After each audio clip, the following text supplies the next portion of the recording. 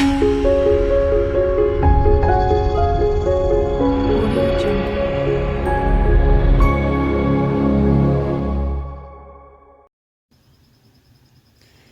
everyone. Okay, so in this series we're going to go over the houses. All right, I do want to point out a few things before we get into the houses.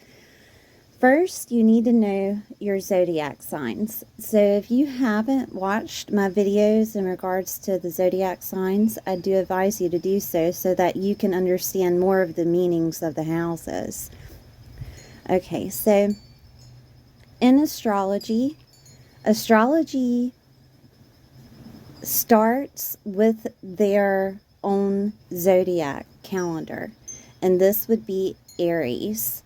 Okay, so when you're looking at your chart and the first house is in Taurus, that first house is always represented by Aries, and then it follows the signs of Taurus, Gemini, Cancer, Leo, and so on and so forth. Okay, always counterclockwise. But I wanted to explain this to you so that you would understand that astrology seems difficult, but really it's only alchemizing the energies of the zodiac signs. So if your first house is in Taurus and it represents Aries, then you have an identity or persona of a Taurus sun, of a Taurus themselves. Okay, so I just wanted to point that out just in case it was confusing.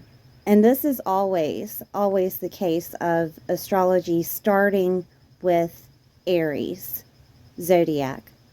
Always. Okay, when you're looking at a chart.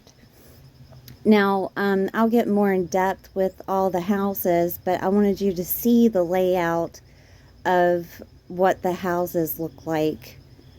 That's why I put the Aries rising chart on here, so you could get more of an idea of what each house represents. And I'll probably use this later on within the housings, but I'm going to use Astro Matrix. And if you're not familiar with Astro Matrix app, I do have a tutorial on how to use the Astro Matrix app. And you can go to, you can put in your information and then go at the bottom where it says Matrix. And that's where you learn astrology. They also have, I think, tarot on there. You can learn tarot. But go to the houses section, and we're going to start with the first house. Now, I am not going to define those houses with what Astro Matrix says. It may be similar. Each astrologer is different, and it doesn't matter if they are the same type of astrologer, like all Western or all sidereal, whichever that you listen to. Each astrologer is different, and they have their own definitions of each house, each sign, and to me it's unique, right? So I've listened and read so many interpretations that I've come up with my own interpretation, right? So I hope you enjoy this, and I will go through the houses with you and see you soon. The ninth house. The ninth house is ruled by Sagittarius. And Sagittarius is ruled by Jupiter, the planet Jupiter. Also, the ninth house is international relationships or relationships from another culture.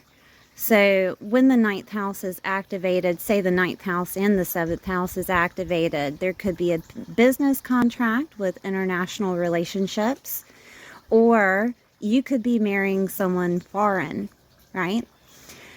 The ninth house also represents grandchildren, in-laws, outside family, okay?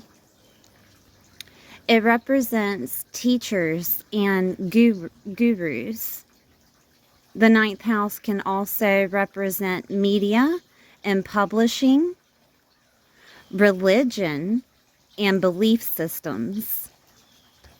Higher education, such as like a 4-year degree or PhD, right? And long distance travel. And I usually range this up to 30 miles or more. Not in your hometown, not in your surrounding city. Okay? So that is the ninth house.